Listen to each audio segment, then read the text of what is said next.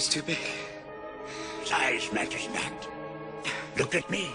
Judge me by my size, do you? And where you should not. For my ally is the Force. And a powerful ally it is. Life creates it. Makes it grow.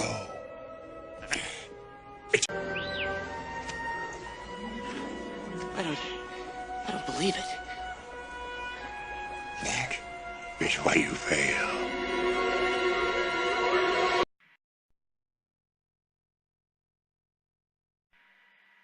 My next video, it's gonna be Sunday or Monday when this gets posted, but we finished off with the Queen on how to deal with losing the Queen and everything that goes with it. Now, this was part of the game of explaining how to think, how to look ahead and such. The next thing I'm going to teach you is basically not to force or try and force anything. Normally the player that tries to force is the weak player, and I think in this particular game we're both guilty of this. I realized I forced the position too much and I should have backed off a little bit, and then because I'm at a disadvantage, I start to just position play, improve my position, and as he tries to force something on me, it's looking like I can claw my way back. Now, I took the pawn, and if you saw my last video, I have a whole scenario of what I plan to do. Now, black, instead of using the knight to capture, he took with the pawn. This really doesn't do anything, it just changes the order of my attack. Everything that you saw of my attack on the king side still occurs, just in a slightly different order. Rook comes out check, he exposed the king.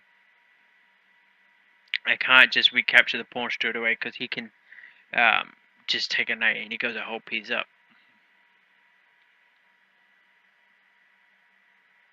Now with the bishop coming out early, he can now castle. He can castle a couple of moves early compared to my scenario that I had worked out before. Now I can take. I want to draw the knight away from where it is currently. However, he doesn't do this and castles straight away. I do not know why he did not just went ahead and take that, because it's a free piece.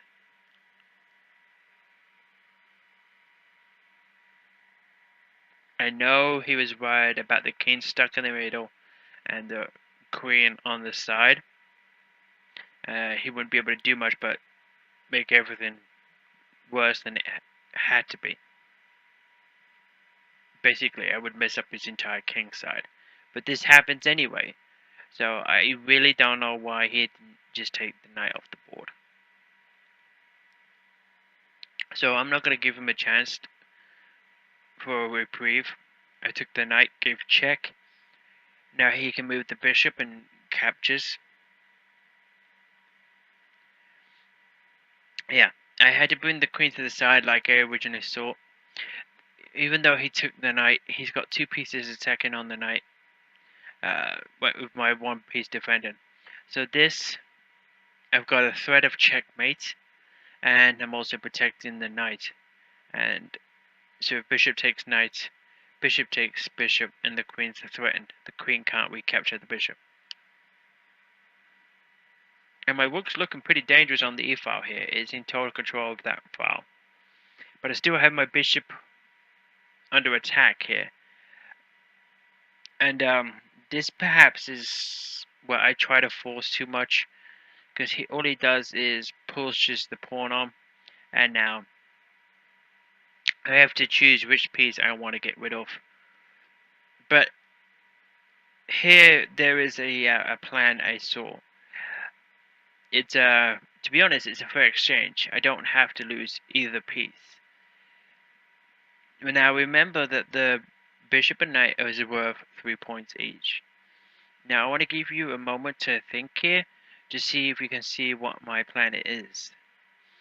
The only hint is I've got to move the knight, or I have to move the bishop. Now, do you see a way that I could exchange those two pieces for a fair, again, I say fair exchange, which means equal?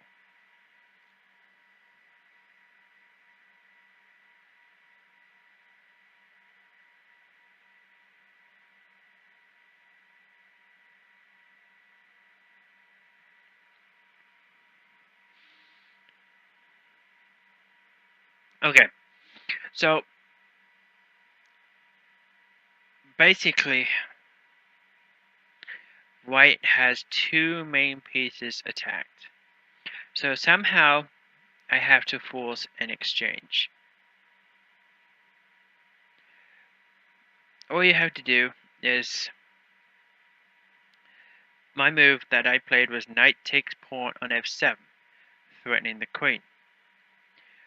To black, I'm a couple of pawns up now. I'm 2 pawns up. Black just recaptures the knight. Doesn't think anything of it.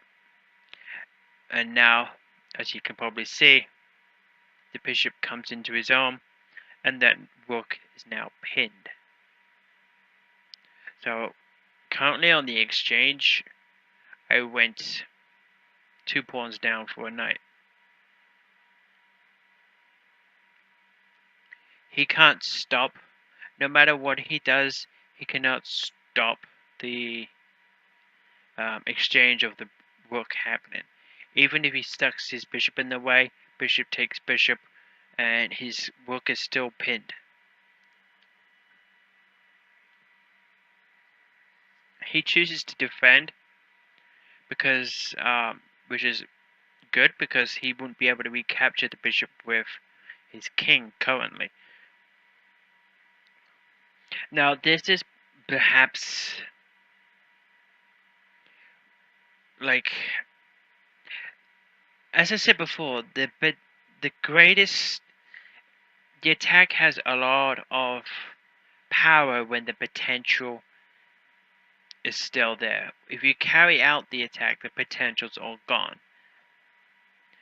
So right now, the points is 7. 2 knights is 6, and a pawn at the bottom, it makes 7. So I'm a pawn down.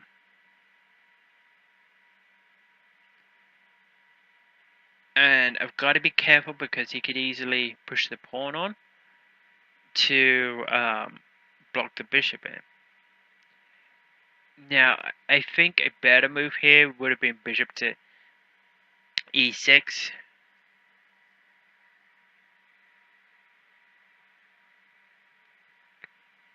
And the reason for this is because it maintains the pin and put pressure on it.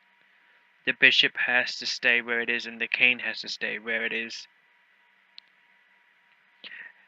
And I've also got when you got your rooks like this, you've got to be careful because they're in target range of a knight. Like if you get a knight there, which is what happens, you're in trouble.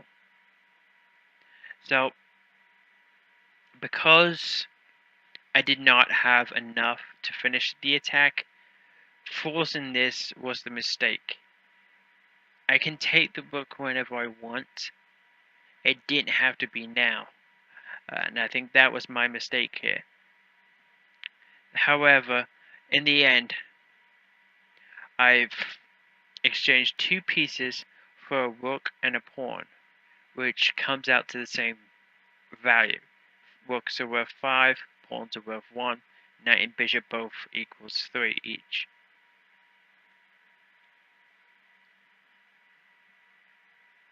So, black has 10 points, 3, 3, 3. 3 3s are 9, plus 1 makes 10. Rooks are 5. 5 plus 6 makes 11. So, at the end, I come out a pawn. And now this, my next move also was a slight small mistake. Like I said before, normally the first mistake doesn't cost you anything. This if you keep making the mistakes after that. And I didn't look at the entire position. I saw the queen was attacked. I saw that it really didn't have a lot of squares that it could go that were productive. I can't, I mean, I could have put the queen to g4, but it really doesn't do anything. However, my next move was this, and I should have carried all the way over and took the pawn.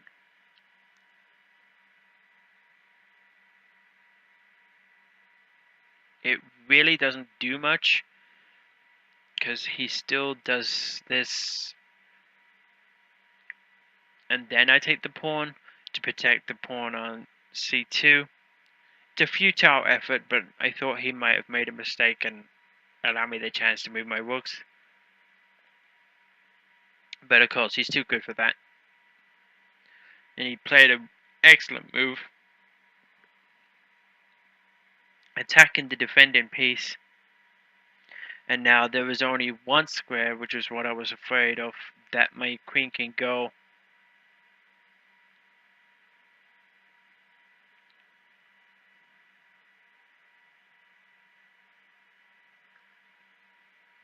That would do any good. If I went to a3, knight takes c2, and forks 2 rooks and a queen, that would have been horrible. And then the pawn on d3 is hanging. And he's got really 2 good, powerful bishops here. Now, basically the reason after the exchange, I went 2 pieces for a rook. I got 2 rooks to his 1 extra piece. But because of my mistake here, I kind of blew that away. The queen I put up there, again, not really doing much, but that's the only decent square that, semi-decent square that I had, attacking the pawn. So, okay, he gets to fork the rooks. Now, I could try and just move one of those rooks, but I, again, want to get something. I'm going to lose one of them. I'm going to at least make him pay for it. So I get my bishop out the way. So whichever piece rook he decides to take, the other rook can recapture. So it's not losing an entire rook, you're losing a piece for a rook.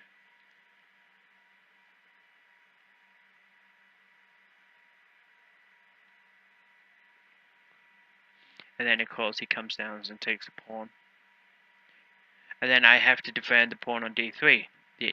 Now I have 2 isolated pawns, which doesn't look good. I have slightly better pawn structures because I got 3 pawns to his 2.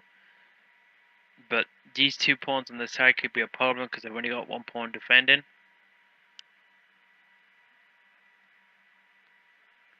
See, now I've stopped trying to force. And if you don't know how to attack properly and to finish off an attack, you could end up blowing a one game. Just because you're winning doesn't mean you've won. It means you're in a position to the potential of winning. Just because you're winning doesn't mean you've won the game. So, as white, you gotta try and find the best moves to maintain and improve your position and let your opponent come onto you. Because now I'm a piece down.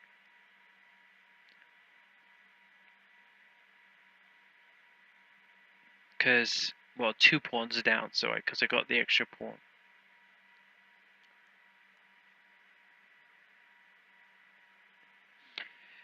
So he put the bishop out there, which is an okay move. Attacked the pawn. I pushed the pawn up.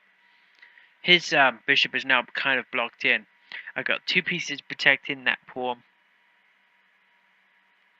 He starts his queenside attack. Again, I was trying to catch him napping. I put the bishop here, which makes them 2 really good. Those 2 pieces is immovable. I got 3 pieces protecting that pawn, and if you haven't noticed, I got a threat checkmate. Queen takes g7 checkmate. But he's still wide awake, this boy, and he blocks the checkmate.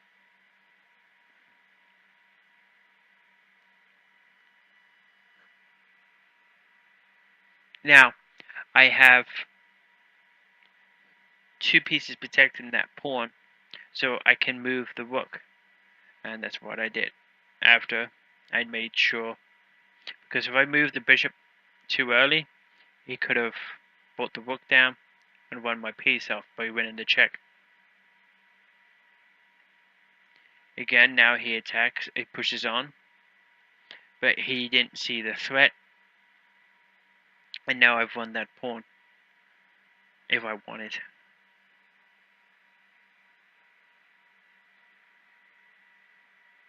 Now this is where the game currently stands. So my next 6 moves, which I suspect will happen, is I've got to be really careful here. I know he's going to have to move the bishop out the way. If he puts the bishop to c3, he does me a favor, because his rook can't come down and give check. If he puts it to a3,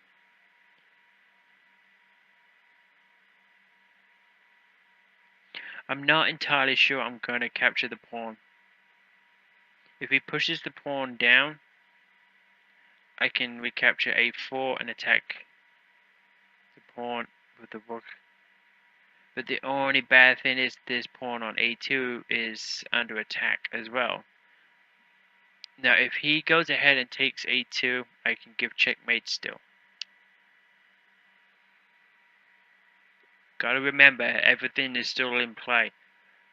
See, again, I've got the potential. This is something that he has to keep in mind.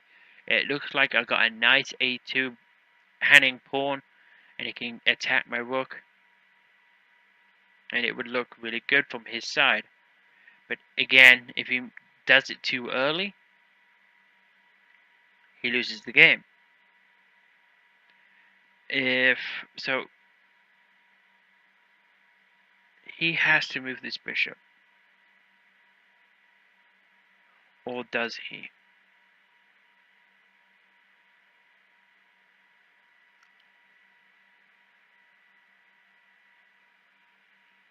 Yeah, that's right. He can go to rook c2 and protect his bishop, and attack my f2 pawn. It's not really going to capture, but it's something I've got to think about. If we can manage to get 2 pieces to attack it, it's a vulnerability.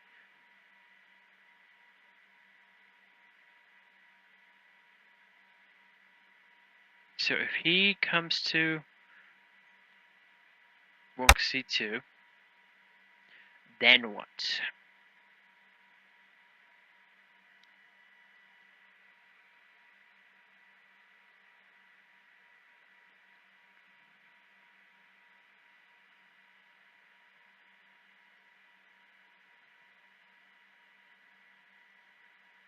If I move the queen off that row, he can move the bishop. If I push the pawn up, he can take the bishop.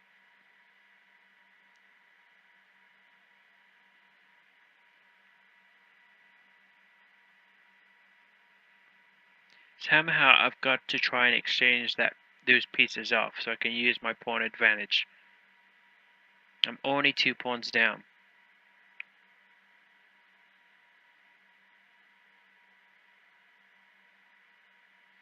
But again, I gotta try and do it so I'm not forcing the attack, but only maintain my position but keeping the potential threats open.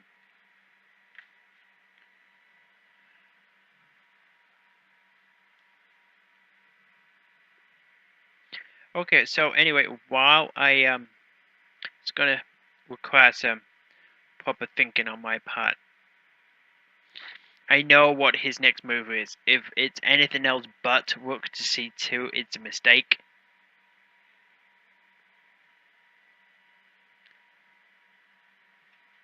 He's played really good up until now, so I have to assume he's going to do rook c2. Anyway, on to this game. This game I started earlier, same time. It's the game with no queens.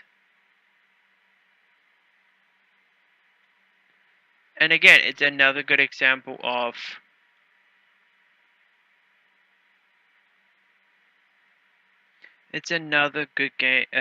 example of not forcing. When you're down a queen, you really can't go on an attack. You've got to brace yourself and trying to improve your position. So you try to attack without attacking. So he replied d4. He does a normal queen's opening, but I guess he did it out of habit and not realizing there's a queen. I did d5. I responded. Like, you can do a normal queenside opening without queens. It looks kind of strange, but it's okay. I do the French opening.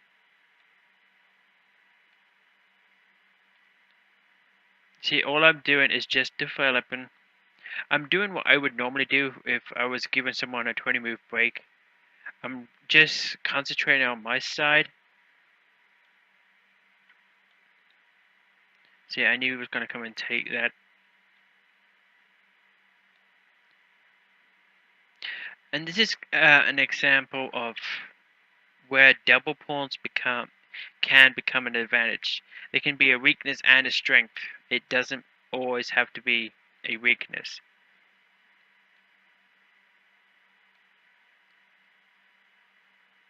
Because I have those two squares protected. Eventually I'm going to push that pawn to e5.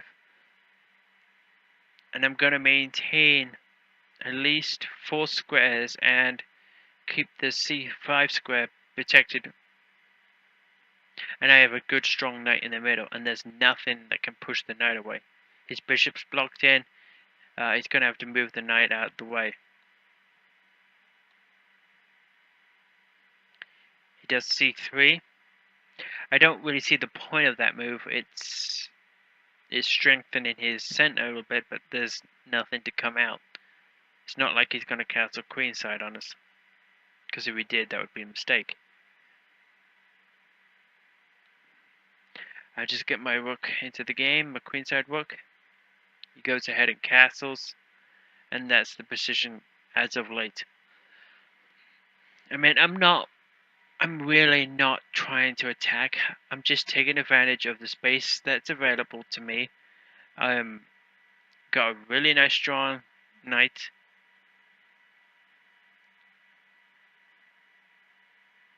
He's probably going to try and put the knight to g5. 2 pieces attacking the knight. And if I move the knight out the way, bishop takes d5.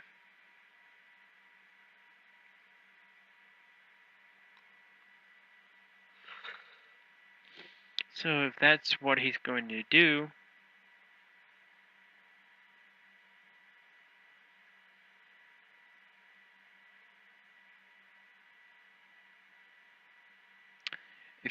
if he doesn't do that, I'm going to go ahead and do f6 to protect that square for stopping his knight coming to there. He may do knight h4 to attack the bishop. Again, there's really not much point.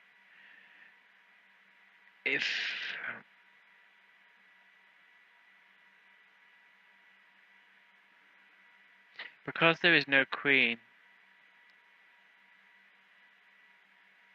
I'm eventually gonna push f5 up.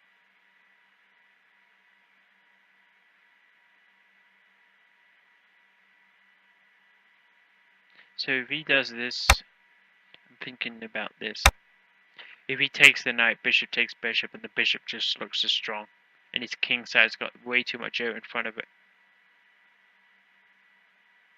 If he takes, pawn takes knight, king, then my rook's got the f-file controlled.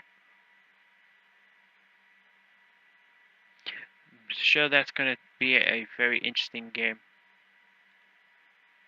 And then we got the, ooh, he moved.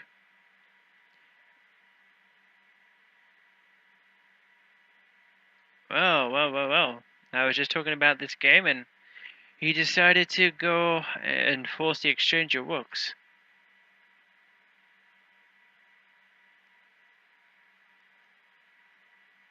This is another example of how he's trying to force the gameplay.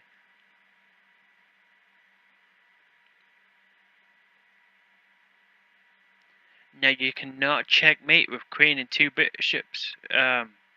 You can checkmate with 2 bishops. Now this is just going to turn into a really interesting game.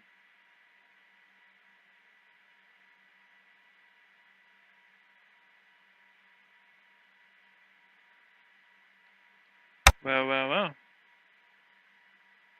He should have got the white piece. Just one move too far, in my opinion. He must have heard me do the video all the way from England. Cheeky SOB.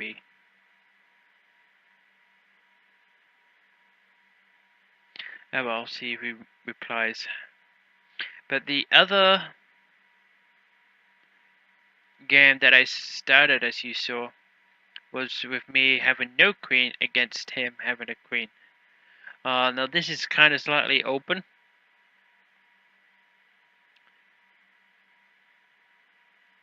I started a queen down, but so far I'm only a pawn down. So forget the queen, because I started that. We exchanged pieces and I became a pawn down. My king middle was wide open. So this is going to be interesting. Probably do bishop e6 to whatever he's going to do.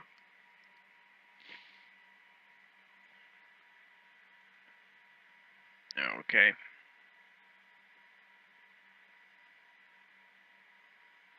I got a new welcome game.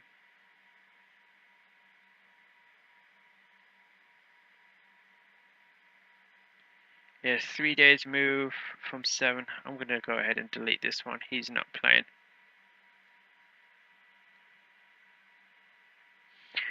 So, I'm going to carry on to the Chess Master for the next part of this lesson. And I'll see you there.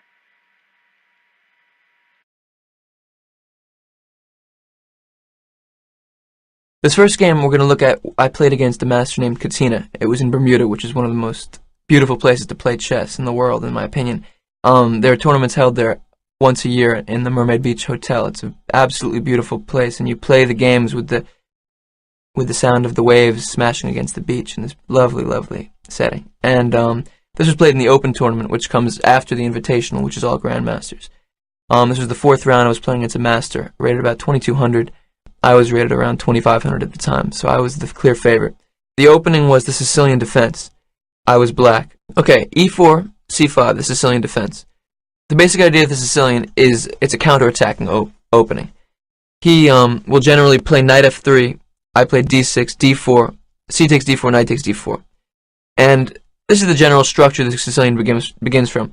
Knight f6, knight c3. And here there are many different openings that black can play within the Sicilian. But generally, if you notice that white has control of the center, he has a pawn on e4, which is further advanced than any of the black pawns, and he has 2 pieces in the center. Black will generally hold back, develop pieces, he maintains great flexibility, and will counterattack later on. It's a position of attack and counterattack. The open Sicilian is when they play knight f3, no matter what black does, e6, d6, however black chooses to play it, and then d4. C takes d4, knight takes d4. This is the open Sicilian. The trade of the white d-pawn with the black c-pawn is what defines the open Sicilian. The closed Sicilian is if white maintains the closed central structure. He usually puts the pawn on d3, and development will go within the closed structure.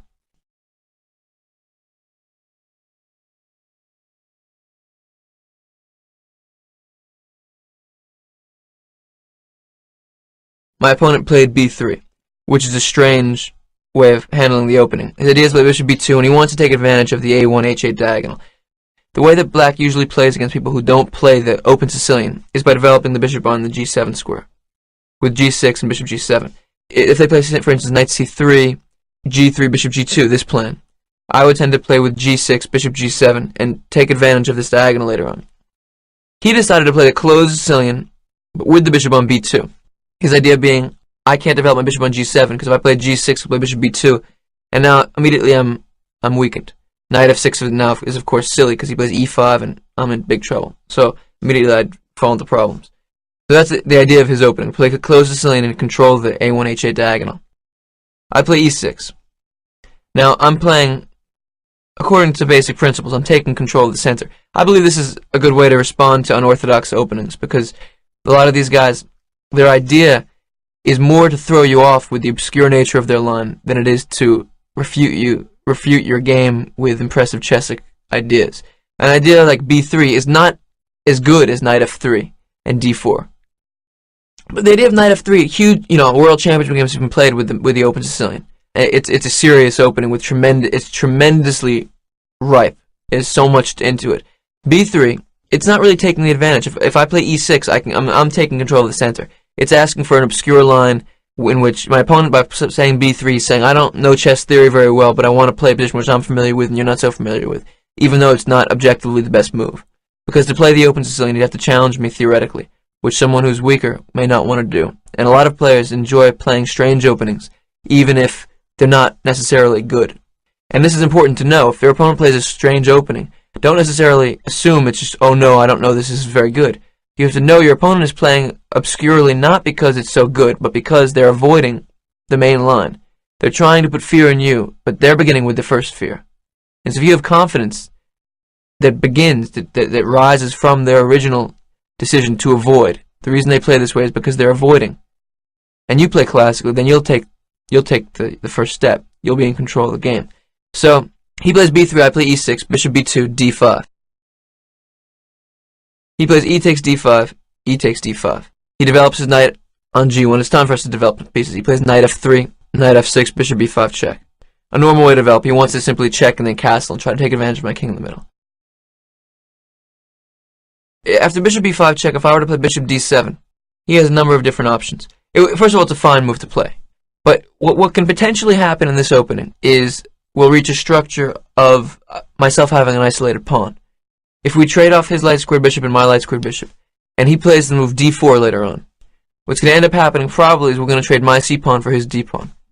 And it's going to be a structure of isolated pawn. And the basic way to play against an isolated pawn is to trade off pieces. You want to blockade the pawn and trade off pieces and use it as an endgame weakness. I'm playing with an isolated pawn. I want to maintain pieces and get an attack. So generally, what will happen in the isolated pawn positions is that white will try to take control of the d4 square with a knight, and will try to trade pieces along the e-file, controlling the critical squares. Black in turn will try to control the e4 square, put a bishop on g4 if he has one, and attack the king side.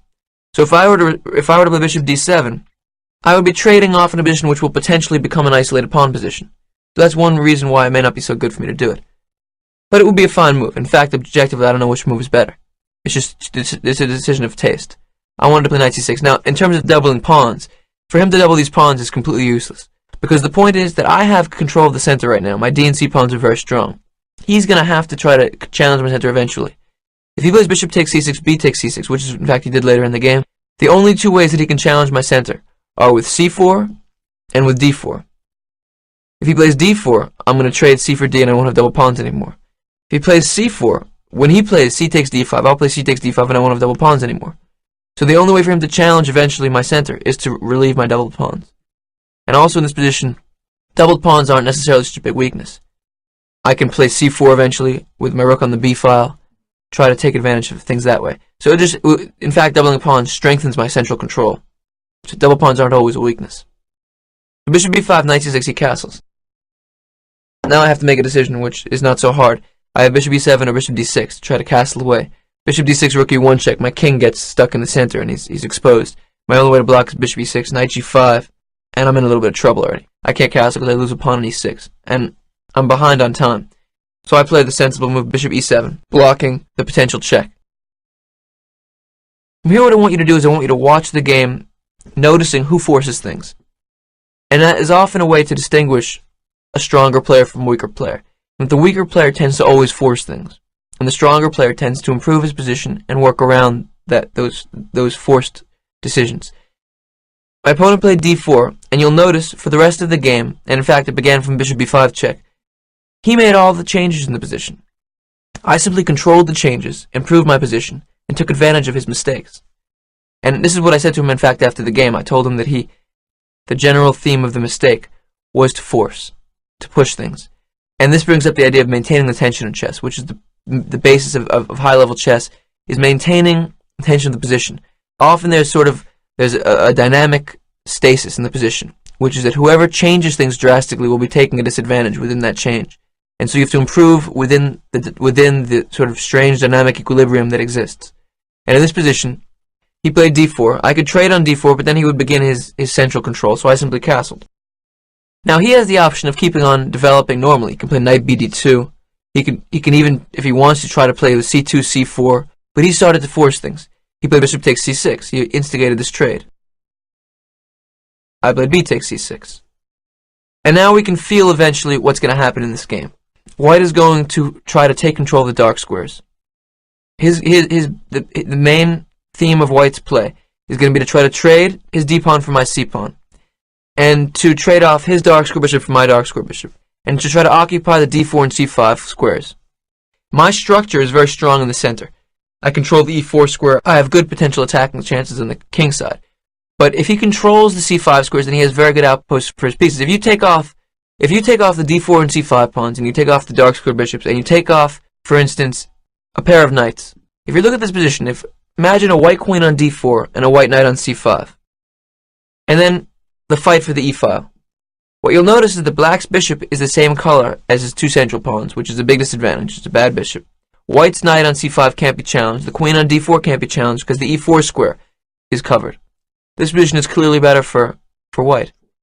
And now, if black were to try to take control of the d4 square by trading queens, take the queens off the board. We're speaking abstractly here, but we're looking at the nature of the position.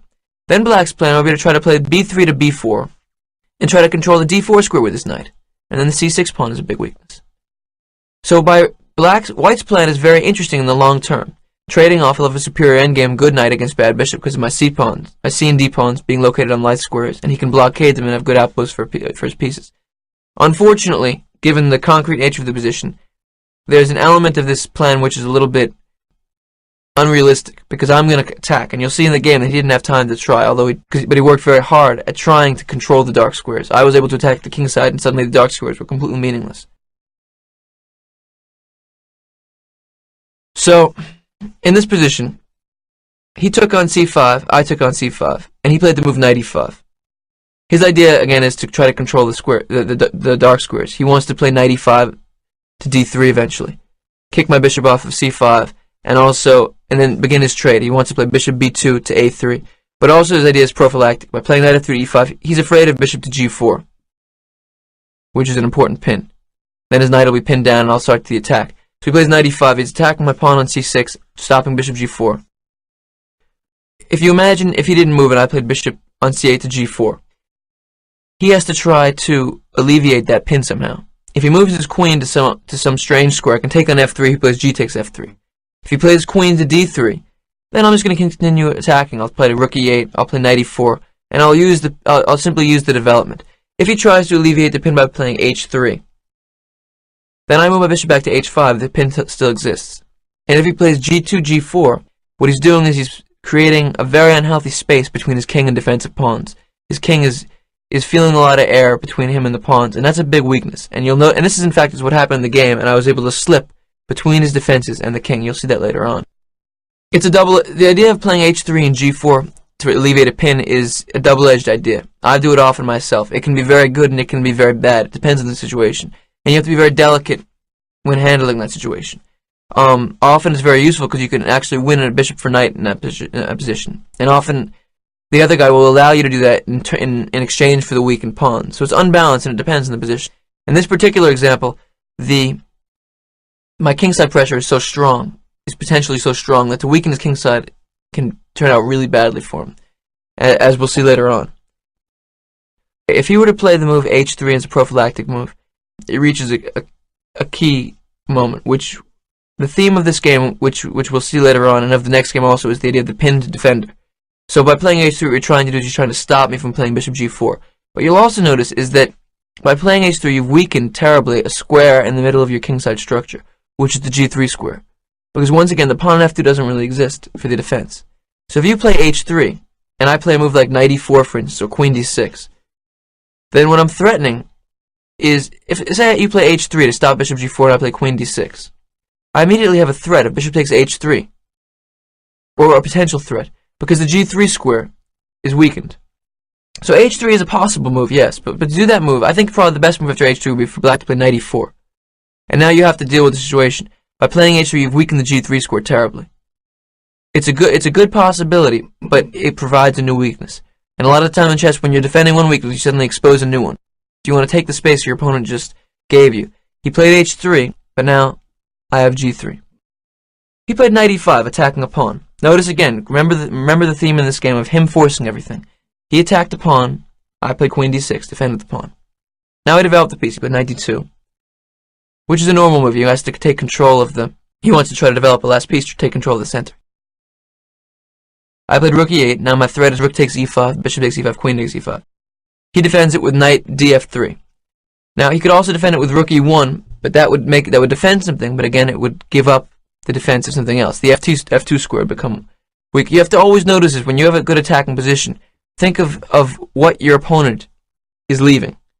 When he plays a move, he's giving you something a lot of the time, because to defend one weakness, you expose another one. I played rook e8, he played knight df3. And here I played the move knight e4, which is a very good move because the knight is very strong on e4. Nothing that can attack the piece, and the f2 pawn is weak. I have the potential attack on the f2 square. Also, I'm thinking about shuttling my queen over to h6, which is a good attacking square. And then I can play bishop on c5 if I want to, back to d6. And everything is aimed for the h2 square. Things are looking like they could become bad for him pretty quickly. He played the move knight d3, attacking my bishop on c5. Clearly, we know that his idea is to trade off my dark squared bishop and take control of the dark squares. If I were to allow him to trade knight for bishop, it would be even worse. Because then, if he has a dark square bishop, then I could be in big trouble. Because the dark squares in my game are very weak. I need my bishop to stop that. He played knight d3, I played bishop back to b6. And now he played a move which I think is absolutely horrible. He played b4, which is completely abstract, which is wishful thinking, and which has the idea of again, occupying the dark squares. He's very concerned with the d4 and c5 squares, but I don't. The thing about it is that when your opponent makes a move, the first thing you ask is, what is my opponent's plan? And then you ask if it's a good one or not. You have to trust yourself, because you're all you got in chess. His point is to take control of the dark squares, c5 and d4, but I realized that I didn't really care about that plan. I found that to be a useless plan, because his plan was too abstract for the position, because I was attacking. But also, my move stopped his plan. I played bishop g4. And now, once again, he followed his inclination of forcing things. He played h3, attacking my bishop. I played bishop h5. And now he was so irritated about the pin on the h5, d1 diagonal, that he played the move g2 to g4, which is a terrible move, but in fact his position is already very bad. And now you should take a moment and think about the best move for black. I have a number of threats. One thing I can potentially do is I can play knight on e4 to g5 to attack the pinned piece on f3. If he takes on g5, his queen will hang, so I'm threatening to bust up his kingside structure terribly. Also, after h3, I'm threatening knight e4 to g3 later on if I want to. It's not so much a threat as a potential idea, because now he can't take it because my bishop on b6 pins the f2 pawn. Another idea which I can play if I want to is my queen on d6 can come to g3. which is a strange-looking move, but he can't take it. And now I'm threatening to mess him up here and there. He has big problems in this position. The only way he could figure out to deal with the pin is by playing g2 to g4. It might be tempting to move your bishop out of the way and then try to just take advantage of his weakness slowly by playing h7 to h5 or something like that. But in fact, what I played was very strong. Queen g3 check. And now he's completely lost. By playing g2, g4, he put air between his king and his pawns in front of them. And what I was able to do is immediately, without hesitation, come in between that space. Always be very careful about your king safety. You have to always protect your king. Pawns are the key defensive pieces around the king. And to push your pawns around your king usually creates a weakness. The best defensive structure for a king are the pawns on h2, g2, and f2. If you have a fianchetto position with pawns on h2, g3, and f2, and a bishop, say, on g2, that's also very solid. But that has potential weaknesses, because if your light square bishops are traded off, you'll have a problem. A very important way to attack is to see the weakness in your opponent's structure and take advantage of it. In this position, his weakness was the g3 square and the diagonal on the d1 h5, and he couldn't defend both of those weaknesses. By living with one, the h5 d1, he would be in big trouble. He tried to stop that diagonal, and he allowed me to come into the other one. Queen g3 check. He played king h1, which is the only move, because again, the pawn on f2 is non-existent because my bishop on b6. I played queen takes h3 check, and now he played knight h2, blocking the check. And now you should take a moment and think about the best way to continue the attack. You're up a pawn, but winning a one game is maybe the hardest thing to do in chess. You have to be accurate when you're winning, and often what happens to players at all levels is that when they have a winning position, they get overconfident, they lose objectivity. And if you lose objectivity in a winning position, then you're a fool, because all that can happen is your position will fall apart. And it's also important to understand that when you have a winning position, it's when your opponent is looking for his chances the most, because they're afraid. It's like an animal who's being hunted. And so when you're attacked, when your opponent is defending, if you miss something, if you relax, and your opponent is the most fierce, then you're in big trouble. You have to maintain the same ferocity as if you were losing when you're winning. So in this position, I have to be the most accurate. I played queen h3, he played knight h2. And now the best thing to do when you have your opponent has a pinned piece is to attack it. Knight on h2 is pinned. I played bishop b6 to c7, attacking the knight. And once again, we're going to feel that he's going to weaken a square to defend another threat. The only way for him to guard the h2 square is to play f2 to f4. By playing that, though, he weakens the g3 square. So I slide my knight from e4 and knight g3 check. Only move is king g1. And now we have to figure out once again how to continue the attack. Your initial inclination may easily be to take on f1, because win the exchange, bam, take material. But that would be wrong. If you take on f1, then he can simply take back with his queen, and you're going to notice your attack is slowed down. You're up material, but you don't have much of an attack anymore. His queen has come into the defense. He's coming to the g2 square. Your bishop on h5 is hanging, and things could slow down pretty quickly. If you play, instead of knight takes f1, rook to e2, which is also a very tempting idea, he can block along the f2 square. He has two possibilities if you play rook e2. You can play rook f2 or knight f2. And the e2 square you've given up control of, and he's continuing his defense. But of course the position is completely winning. If rook e2 would be a very sensible way to continue the attack. What I played is more forcing than that. It's winning by force. I played knight e2 check. Now he has three options. If he plays queen takes e2, you simply take back the queen, rook takes e2, and it's ridiculous. If he plays king to f2, take a moment and find mate in 1. Queen g3 check. Right? So his only move is king h1. And now notice before we had this same position with my knight on e4. And I couldn't take on g4 because he would play queen takes g4. And then after taking the queen, his knight would become unpinned. Now what I've done is I've put my knight between his queen on d1 and the g4 square. I simply played bishop takes g4. Now my threat is knight g3 check, winning the queen on d1. He's in big time trouble. There's nothing much he can do. He played knight on d3 back to f2. Now, checkmate in one move, utilizing the same theme as we've done the whole game, the pinned piece. Bishop f3 mate. His knight on h2 can't take my bishop on f3 because it's pinned to the king.